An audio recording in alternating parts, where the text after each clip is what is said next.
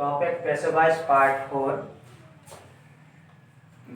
3 में हमने present indefinite के सभी भागों को कंप्लीट किया था।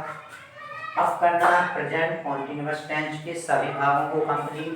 तो प्रेजेंट कॉन्टिन्यूअस में हमने प्रेजेंट कॉन्टिन्यूअस का सिंपल सेंटेंस और इसकी पहचान, सहायक क्रिया, मेन वर्ब, तीनों चीजें पढ़ ली थी। फिर भी दोबारा देख लें क्योंकि कुछ लोगों ने लिखी नहीं होंगी अभी। देखो, हमें पढ़ना है पहचान। तो पहचान हमने पहले ही बताई थी, क्या है? इस टेंस के वाक्यों में इज, एम, आर, एस टेंस के वाक्यों में इस टेंस के वाक्यों में इज, एम, आर तथा एम बी अर्थात मुख्य क्रिया एम बी फर्स्ट में आईएनजी का प्रयोग आता है। पहचान में क्या लिखा है? इस टेंस के वाक्यों में इज, एम, आर तथा मुख्य क्रिया अर्थात एम बी फर्स्ट में आईएनजी का प्रयोग आता है। इसके बाद आगे सहायक क्रिया।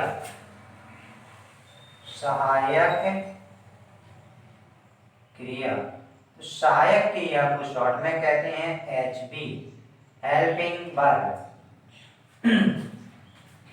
तो हमने पढ़ा होगा, बताया था, टेबल भी बताई थी उस दिन।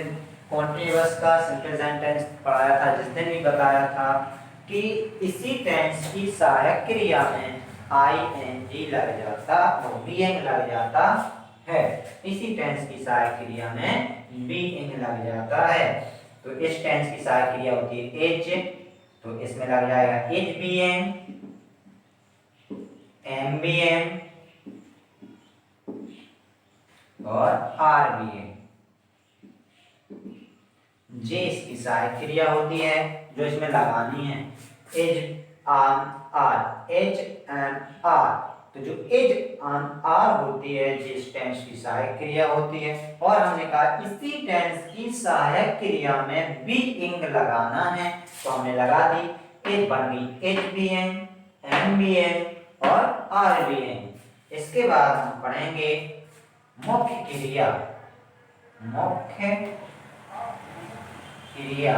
जिसे इंग्लिश में कहते हैं एम बी, मेन वर्ब। क्या कहते हैं? M B, main verb. तो मेन वर्ब में पढ़ेंगे एम बी थर्ड, जो हमने कहा था कि जे हमेशा आनी है।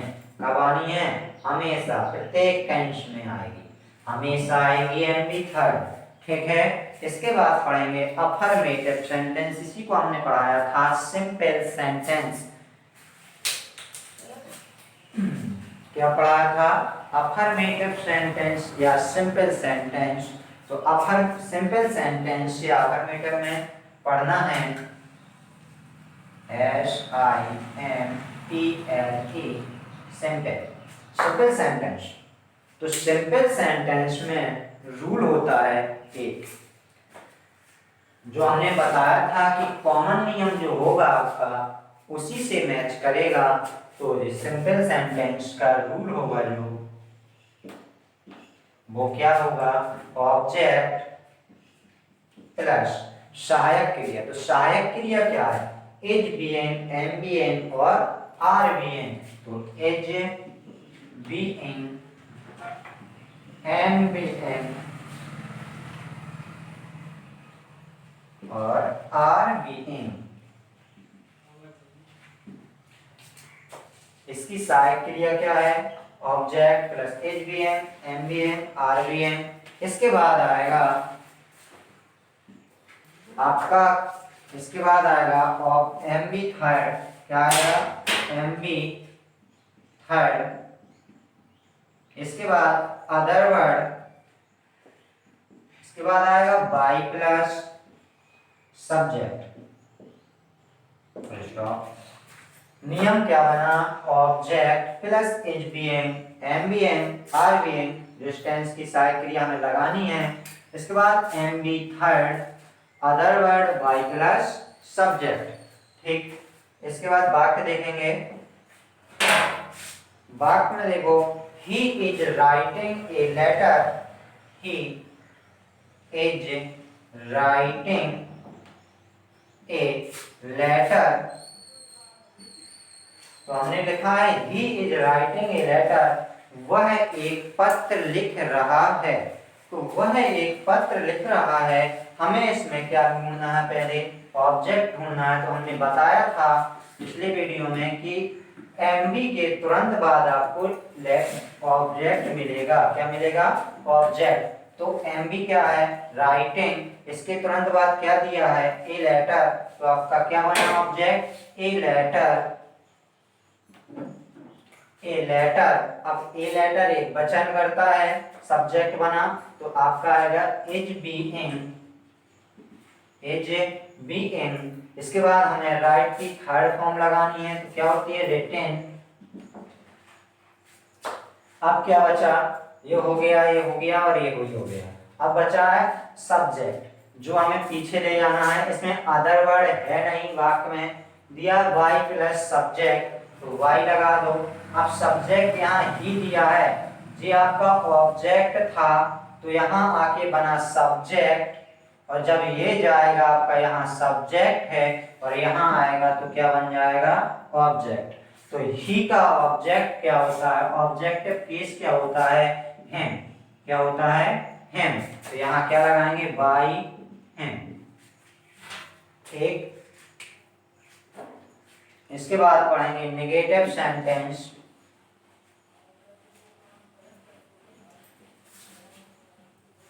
यहाँ अपना वीडियो को लिखते समय पुश कर लेना, लिखते रहना। इसके आगे पढ़ेंगे नेगेटिव सेंटेंस।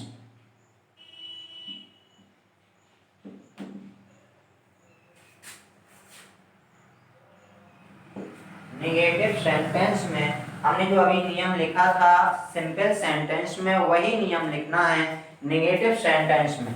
तो जो नेगेटिव सेंटेंस का नियम होगा, रूल होगा, वो भी लगभग एक ही हो, एक समान होगा। थोड़ा सा अंतर क्या होगा, जो आपका H B N, M B N और आर बी एन दिया है, इन दोनों के बी एन और सहायक क्रिया के बीच में, तीनों के बीच में क्या लग जाएगा, नॉट लग जाएगा। क्या लगेगा, नॉट। बस बाकी नियम आपका जो सिंपल में था वही रहेगा। देखो ऑब्जेक्ट आएगा, उसमें भी आया था एच एम आर आ गया, इसके बाद आएगा नॉट। इसका मतलब ये नहीं है कि इनमें से कोई एक लगा दो या सब लगा दो, इनमें से सिर्फ एक लगाएंगे उसके बाद नॉट लगाएंगे, सभी को एक साथ ना रख देना कभी भी। और नॉट हो गया। इसके बाद बचा एक सहायक क्रिया का टुकड़ा, क्या बचा, बी इन। तीनों में से एक लिख देंगे, तीनों नहीं लिखेंगे। ठीक, इसके बाद आएगी M B, M B third. इसके बाद O W, other word by plus subject, full stop. देखिए नियम में कोई परिवर्तन नहीं हुआ, जो H B N, M B N और आर बी एन दिया था, इन्हीं के बीच में हमने क्या लगा दिया, नॉट लगा दिया। बाकी नियम क्या है, सिंपल का है।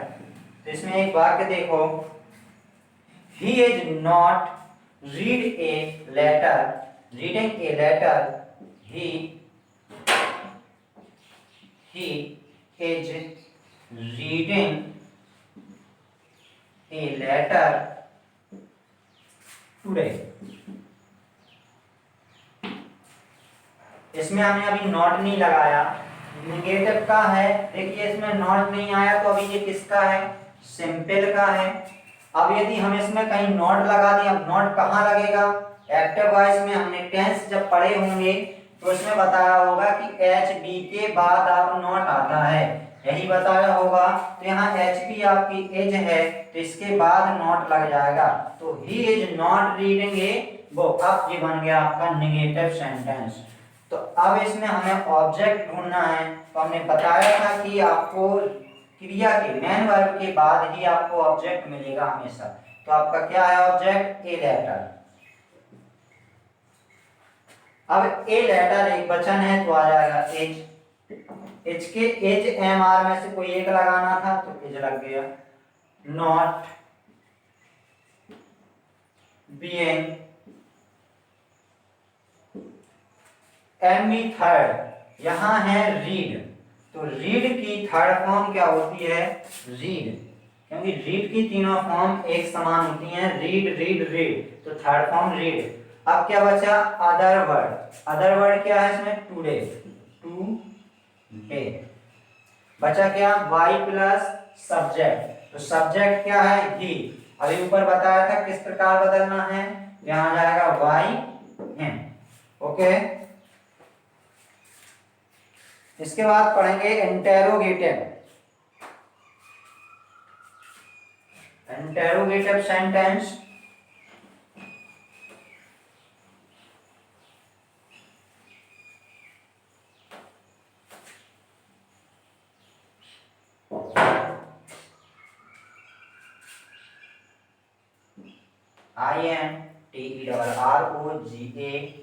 INTERROGATIVE, interrogative. तो इंटेरोगेटिव सेंटेंस में क्या होता है? इंटेरोगेटिव सेंटेंस में जो आपका क्वेश्चन पूछा जाता है, अर्थात इसका मतलब होता है प्रश्नवाचक। प्रश्नवाचक का मतलब होता है जिसमें हमसे कोई प्रश्न कहा जाए, हमसे कोई प्रश्न पूछा जाए या किसी को प्रश्न दिया जाए, मतलब इसमें हमें प्रश्न पूछा जाएगा, इसका मतलब प्रश्नवाचक चिन्ह भी आएगा। ठीक, तो इंटेरोगेटिव सेंटेंस में रूल भी एक ही होता है, पहले ही बता चुके हैं, कॉमन रूल। इसमें हमें सबसे पहले, अब इंटेरोगेटिव है तो क्वेश्चन पूछना है तो प्रश्नवाचक सब प्रश्नवाचक क्वेश्चन भी आएगा। तो यहाँ सबसे पहले हम लगाएंगे कोई सहायक क्रिया। तो हम यहाँ फिर से देखो कि सहायक क्रिया के दो टुकड़े हैं, H B M, M B M और आर बी एम। तो दोनों टुकड़ों को आगे नहीं रखना, पहले हमें इसकी मेन सहायक क्रिया जो एज एम आर है इसको रखेंगे, एज एम आर। ओके, इसके बाद हम वही रखेंगे ऑब्जेक्ट, फिर रखेंगे आपका बी एन। यदि नेगेटिव होता तो ऑब्जेक्ट के बाद नॉट आता, नॉट के बाद बी एन आता। ठीक, इसके बाद M B third, other word, by plus subject, और लास्ट में मैंने बताया था यदि प्रश्न पूछा गया है तो प्रश्नवाचक चिन्ह आएगा। तो यहाँ फुल स्टॉप नहीं आएगा, क्या आएगा? प्रश्नवाचक चिन्ह। वाक्य दिया जाएगा, is Rohan cooking the food? Is Rohan cooking the food?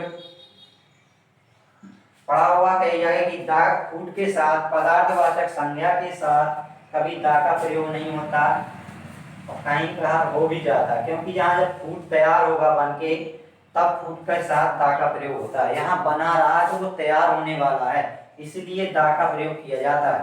यदि वो बना ना हो तब हम इसमें क्या नहीं लगाएंगे? दा नहीं लगाएंगे। यहाँ एज एम आर में से कोई पहले एक ही रखनी है, तो पहले हमें ऑब्जेक्ट की जरूरत पड़ेगी। तो ऑब्जेक्ट आपका क्या दिया? द फूड, क्योंकि मुख्य क्रिया के तुरंत बाद यही लिखा है। तो द फूड के तहत, द फूड के तहत हमें ऑब्जेक्ट की सहायक क्रिया क्या रखनी चाहिए? एज। तो as object the food being main verb की थर्ड फॉर्म, कुकिंग की थर्ड फॉर्म होती है कुक्ड। बचा क्या?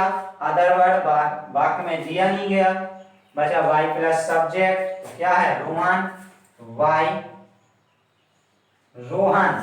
रोहन आपका थर्ड पर्सन है जो कभी नहीं बदलता, इनडायरेक्ट में पढ़ेंगे तो यहाँ रोहन आपका क्या रहेगा? ज्यों का त्यों। और लास्ट में क्या लगेगा, दोनों वाक्यों में क्वेश्चन मार्क, यहाँ भी नहीं दिया क्वेश्चन मार्क में।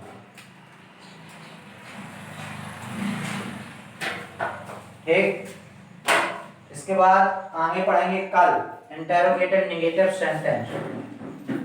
लेकिन इससे पहले इतने वाक्यों के लिए टेंस दे रहे हैं, वो आपको बनाने हैं। यदि टाइम बचेगा तो आगे फिर देखेंगे।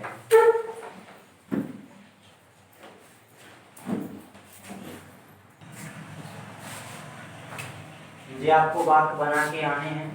HW homework. Rohan is cooking the food, पहला वाक्य है। दूसरा वाक्य है she is reading a newspaper, अगला है he is washing clothes. My mother, अगला है my mother is calling them, my mother is calling them. अगला वाक्य है she is not reading a newspaper, अगला is Rohan cooking the food, is Rohan cooking the food. सातवां is my mother not calling them, अगला are they telling a lie. नौवां वाक्य है he is not inviting us. दसवां और last are you not writing a letter.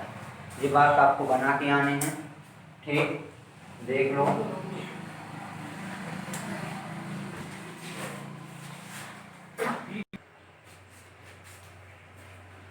अगला tense पढ़ेंगे present continuous का ही है, इंटेरोगेटिव नेगेटिव। इंटेरोगेटिव नेगेटिव, जो इसमें बात हमने दे दिए हैं। नियम देखो इसके, ये क्या होगा, पहले ही लिख चुका है इंटेरोगेटिव में, वही इसका भी नियम होगा। इंटेरोगेटिव नेगेटिव का क्या होगा, सबसे पहले आपकी आएगी सहायक क्रिया। सहायक क्रिया क्या आएगी, एच एम आर, फिर आएगा आपका ऑब्जेक्ट। इसके बाद हमने बताया था कि ऑब्जेक्ट के बाद नॉट आएगा नेगेटिव में, फिर आपका आएगा बीइंग। ठीक, इसका जो बीइंग था यहाँ आएगा नॉट के तुरंत बाद। इसके बाद आएगी एम बी थर्ड, फिर बाई अदर वर्ड, फिर आएगा बाई प्लस सब्जेक्ट, लास्ट में हो जाएगा क्वेश्चन मार्क। तो नियम बना H M R object not plus being plus M B third plus O W plus by plus subject plus question mark. वाक्य देखिए, एज रोहन नॉट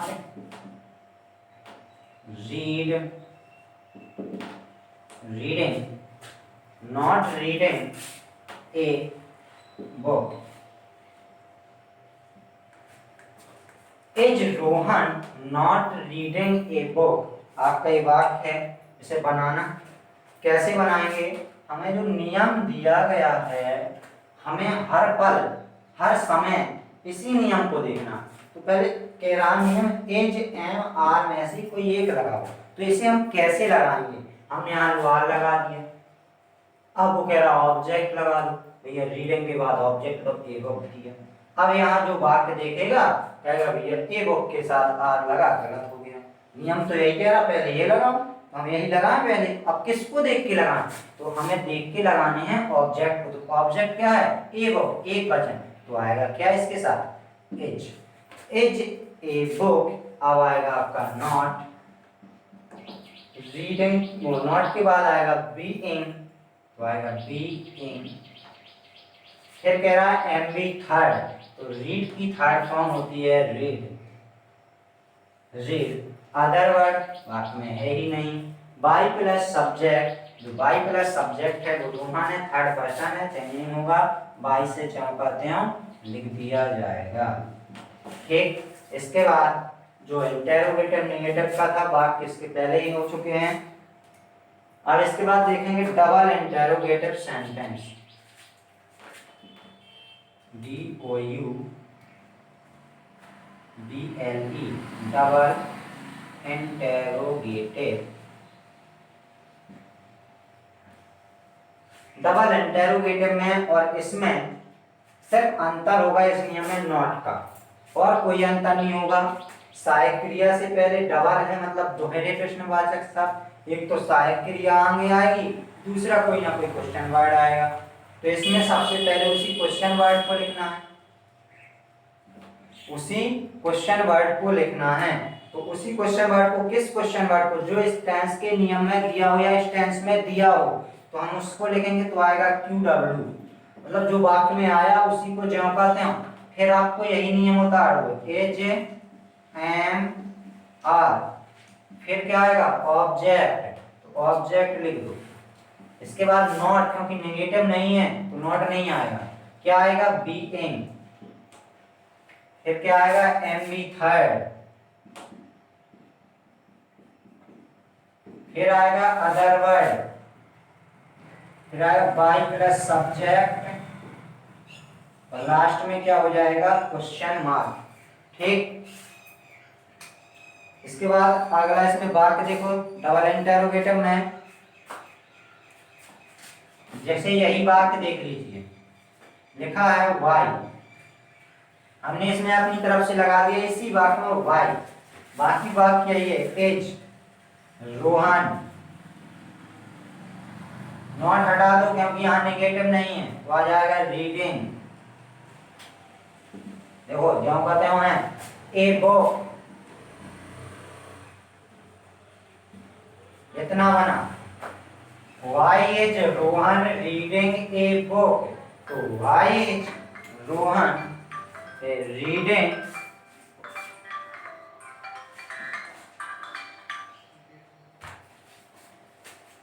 तो इस वाक्य को बनाना है इस नियम से जो हमने अब लिखा है। तो इस नियम से वाक्य क्या बनेगा आपका, इससे बनेगा QW, मतलब जो आपका प्रश्नवाचक शब्द दिया है उसको हमें क्या लिखना है ज्यों का त्यों, क्योंकि नियम यही कह रहा, पहले लिखिए QW, तो Y। ठीक, Y के बाद लगाना है एज MR में से कोई एक, इन तीन में से कोई एक, तो हमें देखना पड़ेगा ऑब्जेक्ट को, तो ऑब्जेक्ट क्या है ए बुक, एक वचन है तो इसके साथ क्या आएगा एक वचन के साथ एज, अब आएगा ऑब्जेक्ट, तो ऑब्जेक्ट क्या है ए बुक। ठीक, इसके बाद आ जाएगा बीइंग, क्या आ जाएगा बीइंग, इसके बाद आएगा MB थर्ड, तो MB थर्ड क्या है रीडिंग, तो रीडिंग की थर्ड फॉर्म क्या होगी रीड, रीड। अदर वर्ड में वाक्य में कुछ दिया ही नहीं है तो छोड़ दो, बाई प्लस सब्जेक्ट तो बाई, फिर से आया नाम तो रोहन,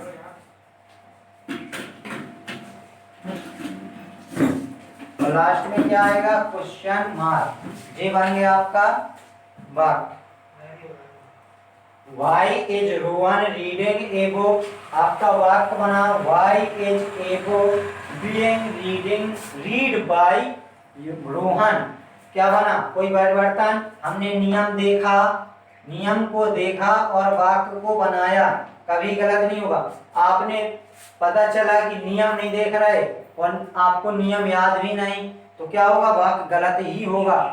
पहली बात हमने एक चीज और कही थी, 12 टेंसों में एक भी टेंस की सहायक क्रिया नहीं भूलनी चाहिए। बार बार हर दिन कहते हैं कि 12 टेंसों की पहले तो सहायक क्रिया याद कीजिए। किसी न किसी दिन यदि लाइव क्लास चली तो सबसे पहले मैं यही पूछूंगा, याद रखना। तो 12 टेंसों की सहायक क्रिया, कुछ मेन मुख्य क्रियाएं भी होती हैं जो अधिकांश आती जाती रहती हैं, तो उन मुख्य क्रियाओं को एमबीओ को भी याद करना है। ठीक, जैसे राइट, स्लीप, लाफ, ऐसी ईटन ये ज्यादातर आती रहती है, तो इनको भी याद कर लेना, इनके तीनों रूपों को। इसके बाद interrogative, double interrogative, negative. Double interrogative negative में हम इसी में बनाएंगे, अब टाइम कम है। डबल इंटरोगेटिव नेगेटिव में क्या होगा, जो आपका जो नियम दिया गया है इसमें जो ऑब्जेक्ट दिया है ऑब्जेक्ट के बाद ही नॉट लग जाएगा, और इसमें वाक्य में क्या होगा, रोहन के बाद नॉट लग जाएगा। ठीक, रोहन के बाद नॉट लगेगा तो अब बनेगा क्या, जो नियम कहेगा वही लिखेंगे।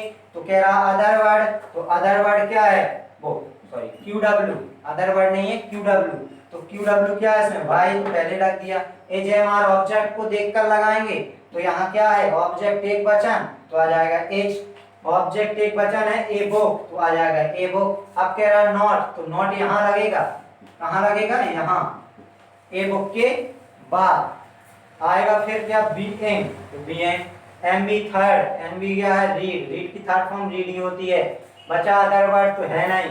बाई प्लस सब्जेक्ट, तो बाई प्लस सब्जेक्ट आपको दिया है रोहन, तो सब्जेक्ट बाई से जोड़ के जब पाते हैं रख दो और लास्ट में लगा देंगे क्वेश्चन मार्क। इसके बाद कल मिलते हैं अगले टेंस के साथ। प्रेजेंट परफेक्ट टेंस कॉन्टिन्यूअस की बनती ही नहीं है।